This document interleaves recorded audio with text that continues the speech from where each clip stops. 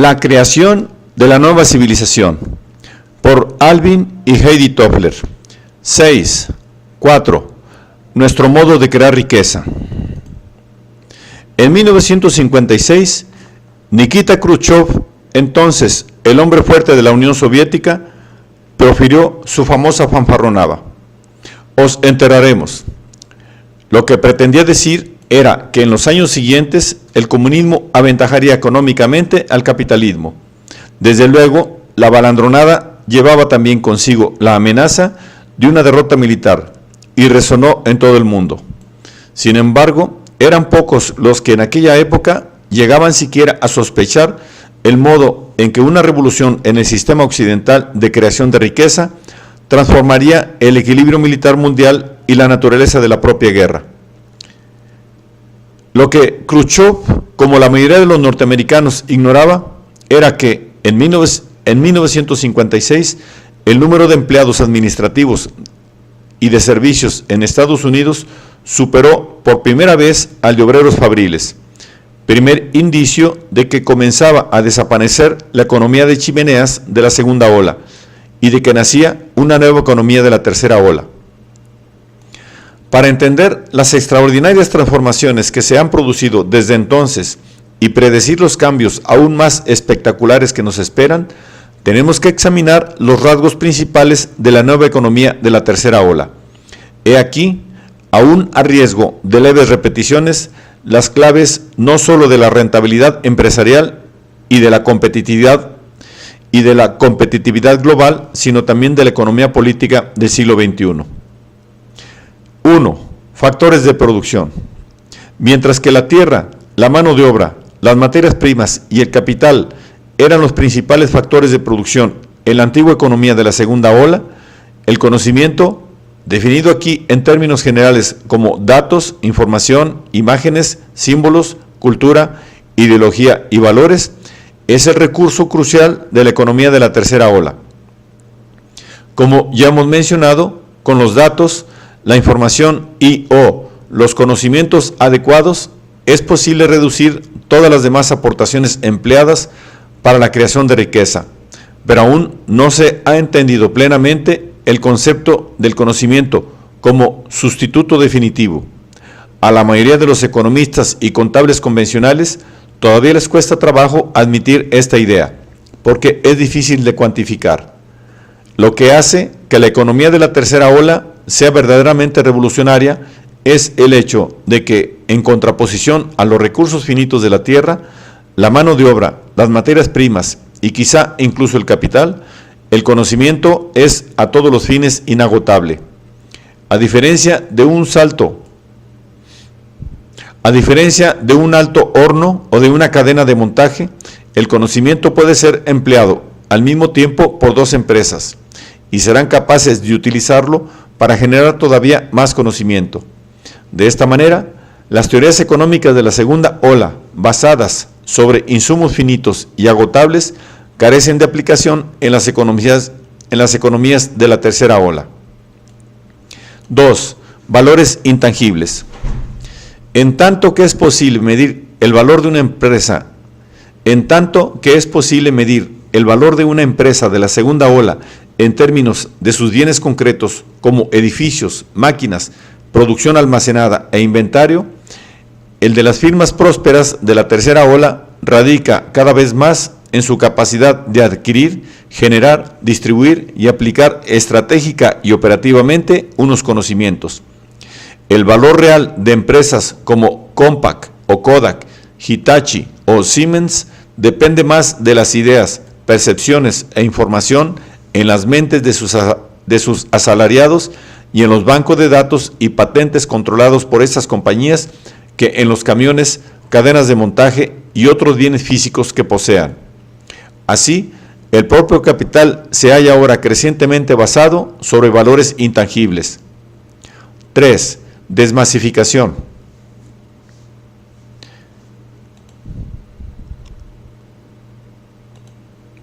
La producción en serie, característica que define a la economía de la segunda ola, se torna cada vez más obsoleta a medida que las empresas instalan sistemas manufactureros de información, intensiva y a menudo robotizados, capaces de variaciones múltiples y baratas, e incluso de la personalización. El resultado revolucionario es, en efecto, la desmasificación de la producción en serie. El desplazamiento hacia tecnologías flexibles promueve la diversidad y satisface el deseo del cliente hasta el punto en que unos almacenes Walmart pueden ofrecer al comprador casi 110,000 productos de diversos tipos, tamaños, modelos y colores entre los que elegir. Pero Walmart es un comercio de masas. De manera creciente, el mercado de masas se desintegra en fragmentos diferentes a medida que las necesidades de los clientes divergen, y la mejor información permite que las empresas identifiquen y atiendan los micromercados.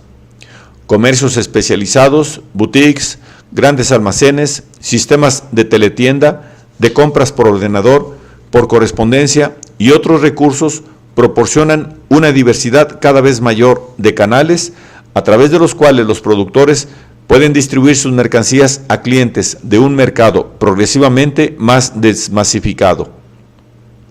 Cuando hacia finales de la década de los 60 escribimos El shock del futuro, los más imaginativos especialistas en mercadotecnia empezaron a hablar de la segmentación de mercado.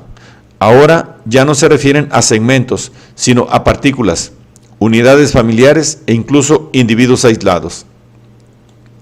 Mientras tanto, la publicidad se orienta hacia segmentos cada vez más reducidos del mercado, a los que llega a través de medios de comunicación progresivamente más desmasificados. La espectacular fragmentación de las audiencias de masas se ha puesto de manifiesto en las crisis de las antaño grandes cadenas de televisión, ABC, CBS y NBC, en una época en que Telecomunicaciones Incorporated de Denver anuncia una red de fibra óptica capaz de promocionar a los espectadores 500 canales interactivos de televisión. Tales sistemas implican que los vendedores podrán localizar a los compradores con una precisión cada vez mayor. La desmasificación simultánea de la producción, de la distribución y de la comunicación revoluciona la economía y la aleja de la homogeneidad para conducirla a una heterogeneidad extrema. 4. Trabajo. La propia mano de obra se ha transformado. El trabajo muscular, poco calificado y esencialmente intercambiable, impulsó la segunda ola. La educación de masas al estilo fabril preparaba a los obreros para tareas rutinarias y repetitivas. En contraste, la tercera ola se presenta acompañada de una creciente imposibilidad de intercambio laboral a medida que aumentan vertiginosamente las destrezas requeridas. La fuerza muscular es, en esencia, fungible. Un obrero poco calificado que abandone su puesto o sea despedido puede ser reemplazado rápidamente y con pequeño coste. En cambio, los niveles crecientes de destrezas especializadas requeridas por la economía de la tercera ola hacen que sea más difícil y costoso hallar la persona necesaria con la preparación adecuada. Aunque tenga que enfrentarse a la competencia de muchos otros trabajadores no calificados, un conserje despedido por una gran empresa relacionada con la defensa puede hallar un empleo de conserje en una escuela o en una compañía de seguros. En contraste, el ingeniero electrónico que ha pasado años construyendo satélites no posee necesariamente los conocimientos prácticos que requiere una firma de ingeniería ambiental. Un ginecólogo no será capaz de practicar cirugía del cerebro. La creciente especialización y los rápidos cambios en la demanda de destrezas reducen la intercambiabilidad del trabajo. Con el avance de la economía se advierte un cambio adicional en la proporción de trabajo que pasa de ser directo o indirecto. En términos tradicionales, los trabajadores directos o productivos son aquellos que realmente hacen el producto, logran un valor añadido, y de todos los demás se dice que son no productivos o que solo realizan una contribución indirecta. Estas distinciones se desdibujan ahora a medida que mengua, incluso en la nave fabril, la proporción entre obreros de la producción y administrativos, técnicos y profesionales. El trabajo indirecto origina tanto valor, si no más, que el directo. 5. Innovación. Tras la recuperación de las economías de Japón y de Europa después de la Segunda Guerra Mundial, las firmas norteamericanas se enfrentan con el intenso fuego de la competencia. Hacen falta innovaciones continuas para competir, nuevas ideas para productos, tecnologías, procesos, mercadotecnia y financiación. Cada mes entran en los supermercados de Estados Unidos alrededor de 1,000 productos nuevos. Incluso antes de que el ordenador del modelo 484 reemplazase al del 386, ya estaba en camino el nuevo chip de 586. Así, las firmas inteligentes estimulan a sus empleados a tomar la iniciativa, a ofrecer nuevas ideas y, si es necesario, a prescindir del reglamento del régimen interno. 6. Escala.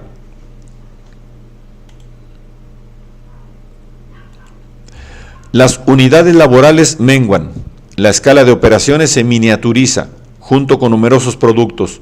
Muchísimos obreros destinados al mismo trabajo muscular son reemplazados por equipos laborales pequeños y diferenciados. Las grandes empresas se empequeñecen, las firmas menores se multiplican.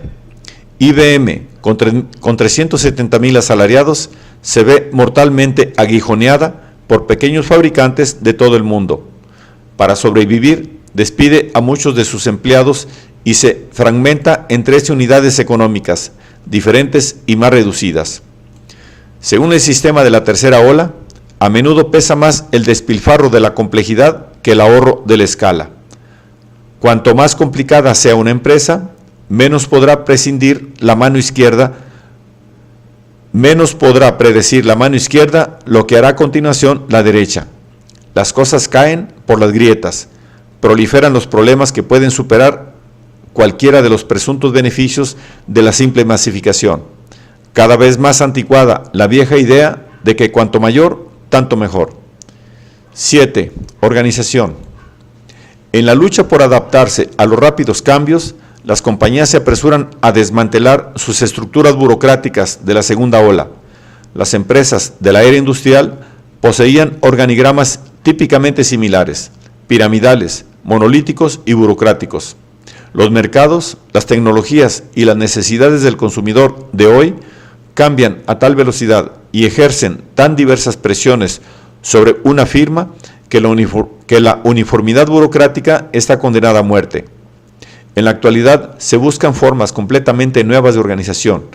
La reingeniería, por ejemplo, término de moda en la gestión, trata de reestructurar la empresa en torno a procesos y no a mercados o especialidades parceladas.